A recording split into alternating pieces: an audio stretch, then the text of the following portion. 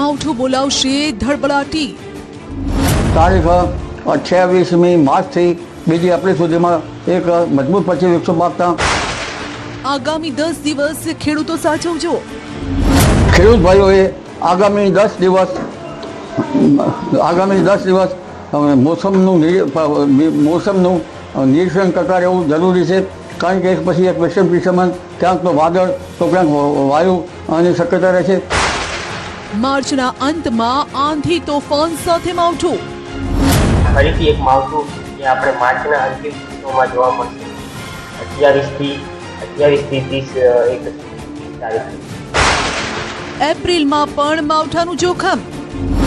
30-31 मई को एक और वेस्टर्न डिस्टर्बेंस की वजह से एक और राउंड आ सकता है और फिर अप्रैल की भी शुरुआत में एक और राउंड आ सकता है। तो ऐसा लग रहा है कि अभी हर एक आध हफ्ते में एक राउंड बेमौसम बारिश आता रहेगा।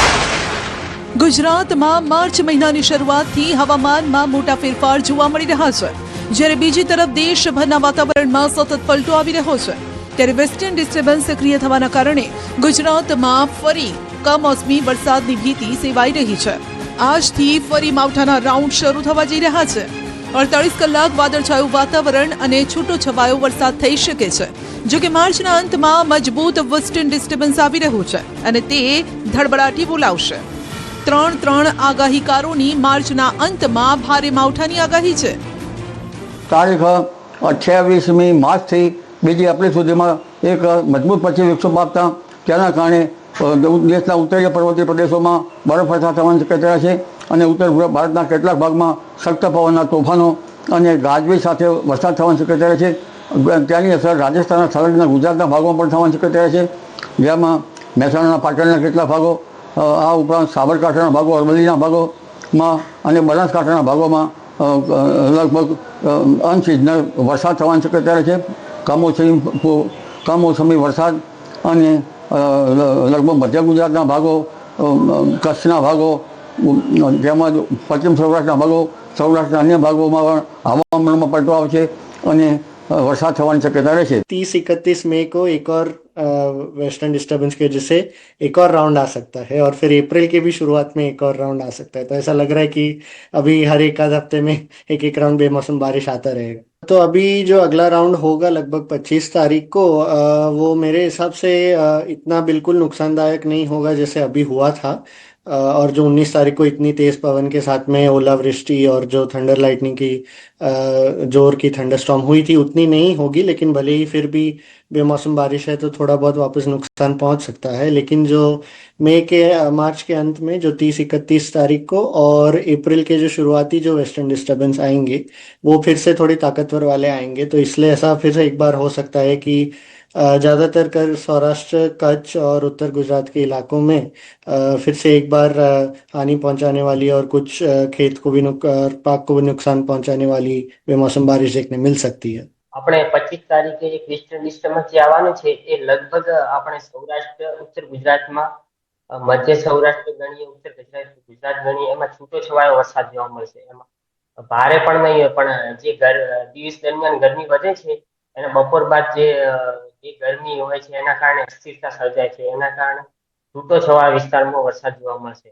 પણ આપણે જે અંતિમ માર્ચના અંતિમ દિવસોમાં જે માવઠું આવશે એ નુકસાનકારક રહેશે, કારણ કે ત્યારે વાતાવરણમાં જે એનર્જી હશે ને એ વધેલી હશે।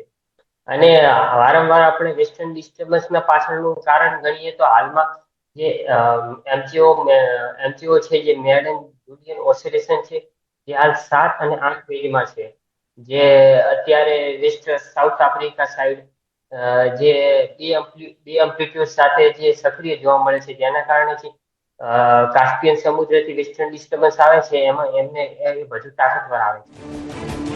ફરી તોફાની માવઠું બારણે ટકોરા દઈ રહ્યું છે।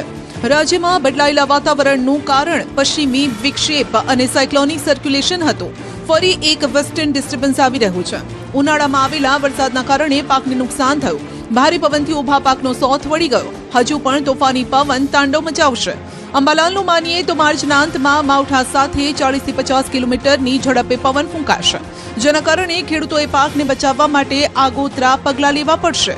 માર્ચના અંતમાં એટલે કે 30 માર્ચ આસપાસ જે માવઠાનો રાઉન્ડ આવવાનો છે જેમાં 20 થી 40 મિલીમીટર જેટલો વરસાદ પડશે તેવી પણ આગાહી છે. દેશના ઘણા ભાગમાં 60 થી 70 કિલોમીટરના પ્રતિ કલાકના પવનો ફૂંકાશે, જ્યારે રાજ્યના ભાગમાં લગભગ 40 કિલોમીટર કે તેથી ઉપર ક્યાંક 50-55 કિલોમીટરની ઝડપના પવન ફૂંકાવાની શક્યતા છે. આ પવનની ગતિના કારણે ખેડૂત ભાઈઓ સાવચેત રહેવાની જરૂર છે.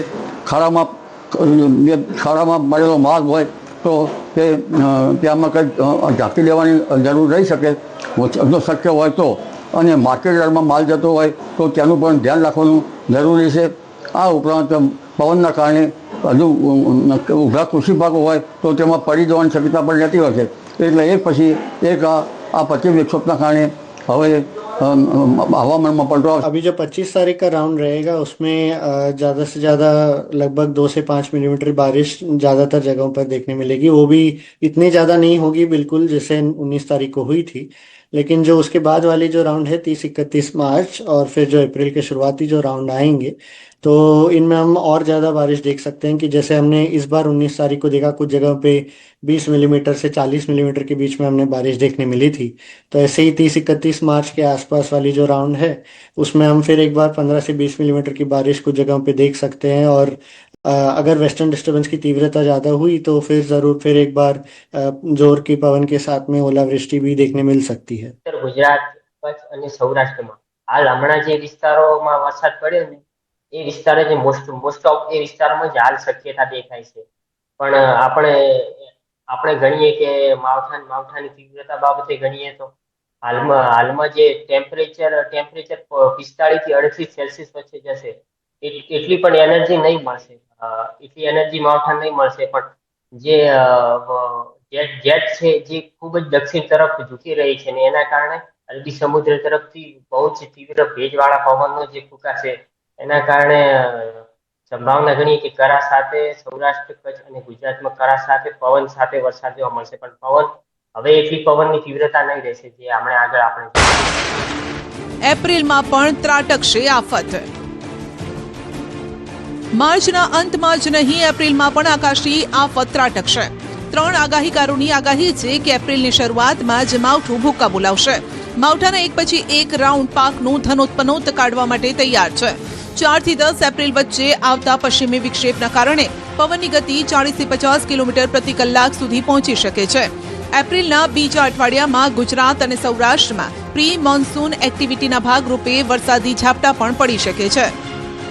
8 થી 12માં પણ એક બીજો મજબૂત પશ્ચિમ વિક્ષોભ આવશે.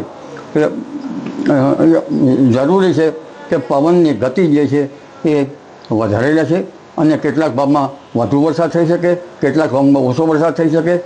ખાસ આ ગાજવીજથી ધ્યાન રાખવું.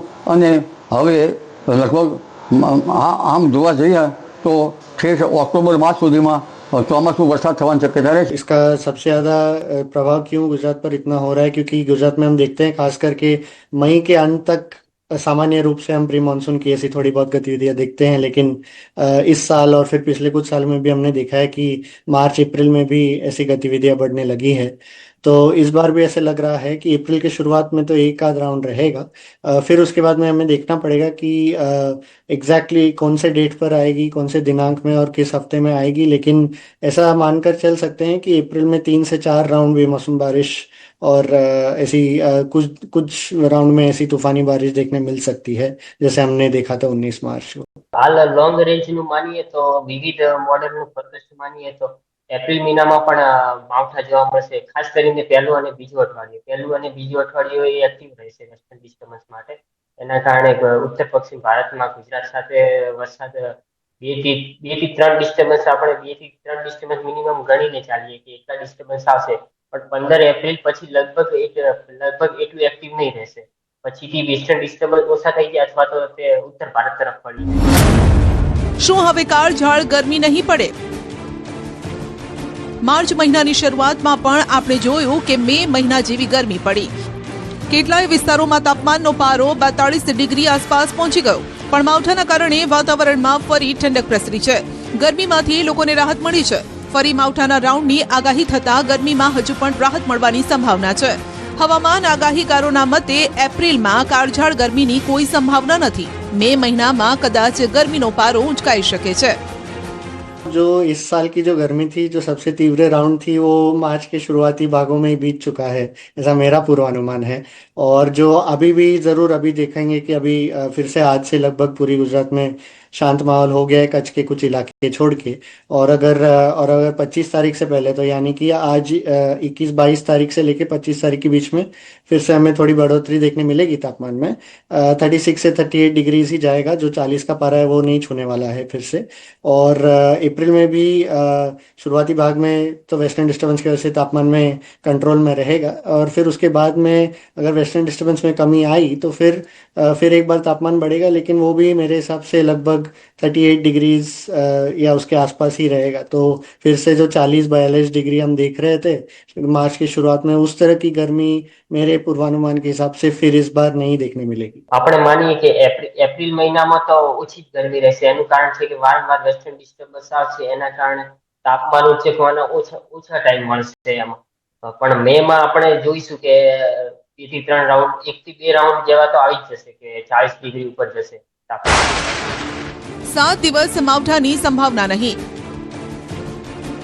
હવામાન નિષ્ણાતોએ માર્ચ માસના અંતિમ દિવસોમાં માવઠાની આગાહી કરી છે, પરંતુ ખેડૂતોએ ચિંતા કરવાની જરૂર નથી. હમણાં કોઈ માવઠાના એંધાણ નથી. હવામાન વિભાગે માવઠાની શક્યતાને નકારી કાઢી છે. હવામાન વિભાગે આગાહી કરી છે કે અપર એર સાયક્લોનિક સર્ક્યુલેશન સક્રિય છે, પણ ગુજરાત પર અસર નહીં કરે, જેનો અર્થ એ થયો કે રાજ્યમાં કમોસમી વરસાદ નહીં ખાબકે. જો કે ઉનાળો ફૂલ ફોર્મમાં બેટિંગ કરશે. એપ્રિલમાં ગરમી મારફાડ પડશે. 2 થી 3 ડિગ્રી તાપમાન વધશે. अभी जो सिस्टम है, अभी कोई विशेष वेस्टर्न डिस्टर्बेंस जो कल था वो निकल गया है, मूव अवे हो गया है। तो अभी की कंडीशन के हिसाब से हम अगले 7 दिन तक ड्राई वेदर एक्सपेक्ट कर सकते हैं पूरे गुजरात स्टेट में। और साथ में जो यूटीज़ हैं दादर नगर हवेली, दमन, दीव इत्यादि में जो मैक्सिमम टेम्परेचर अगर देखें तो 2 दिन तक 2 से 3 डिग्री उत्तरोत्तर उसमें वृद्धि है। उसके बाद कोई विशेष बदलाव नहीं है। इसी तरह से मिनिमम टेम्परेचर की अगर बात करें तो अगले 7 दिनों के दौरान कोई विशेष उसमें बदलाव नहीं है। માવઠાને લઈને હવામાન આગાહીકારો અને હવામાન વિભાગ વચ્ચે મતમતાંતર જોવા મળી રહ્યા છે. ખેડૂત પણ ઈચ્છે છે કે આગાહીઓ ખોટી પડે અને માવઠું ન ત્રાટકે, કેમ કે 19 માર્ચે માવઠાએ ખેતરમાં પાકનો ધનોત્પનોત કાઢી નાખ્યો. જે પાક બચ્યો છે તેના પર હવે ખેડૂતોને બાકીની આશા બચી છે. તેવામાં ફરી માવઠાએ ધડબડાટી બોલાવી તો ખેડૂતોને ખાવાના ફાંફા પડી જશે. દેવાના ડુંગર તળે ખેડૂત દબાઈ જશે. માટે જ ખેડૂત કુદરતને 2 હાથ જોડીને કહી રહ્યા છે કે બસ કર હવે બાપલિયા, હજુ કેટલી કસોટી કરીશ.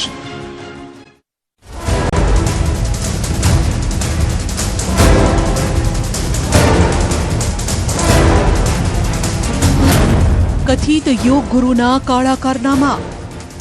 આ એક તો યોગ ગુરુ છે જ નહીં, આ ઠગ ગુરુ છે, મહા ઠગ ગુરુ છે. નકલી નોટ બાદ કામલીલાનો પર્દાફાશ. આ જે છે છોકરીઓનો એસી કરવાવાળો માણસ છે. અલગ અલગ છોકરીઓની સાથે રાતે 12 વાગ્યાથી સવારના 5 વાગ્યા સુધી વોટ્સઅપ સેટિંગમાં વાત કરતો, અને જે તે ટાઈમે અમુક છોકરીઓ સાથે ફિક્સ સેટિંગમાં વાત કરી. પ્રદીપની અશ્લીલ ચેટ આવી સામે. રાતે 12 વાગ્યા પછી અમુક છોકરીઓને કાંઈ એને પ્રોબ્લેમ છે એમ કરીને તારી તપાસ કરવાની છે. રાતે આશ્રમમાં ત્યાં સંસ્થામાં રાતે પણ રોકાણ પણ ત્યાં છોકરીઓ કરતા. યોગ ગુરુ પ્રદીપના કારનામામાં વધુ એક કાંડ ઉમેરાયો છે. એક પૂર્વ સાધકે ઓળખ છતી ન થવાની શરતે કથિત યોગ ગુરુ પ્રદીપની કામલીલાનો પર્દાફાશ કર્યો. પૂર્વ સાધકે પ્રદીપ ગુરુજી પર અનેક મહિલાઓ સાથે અશ્લીલ વાતો કર્યાનો આક્ષેપ કર્યો છે. આ પૂર્વ સાધકે અમારા સંવાદદાતા સાથે ખાસ વાતચીતમાં યુવતીઓ અને યોગધામની જગ્યા અંગે મોટા ખુલાસા કર્યા. આ સાથે તેમણે મહાઠગની પત્ની અને સ્ટાફની એક છોકરી અંગે પણ ચોંકાવનારી વાતો જણાવી છે. આ એક તો યોગ ગુરુ છે જ નહીં, આ ઠગ ગુરુ છે, મહા ઠગ ગુરુ છે. હું એમની સાથે સંસ્થામાં 2015માં જોડાણેલો છું.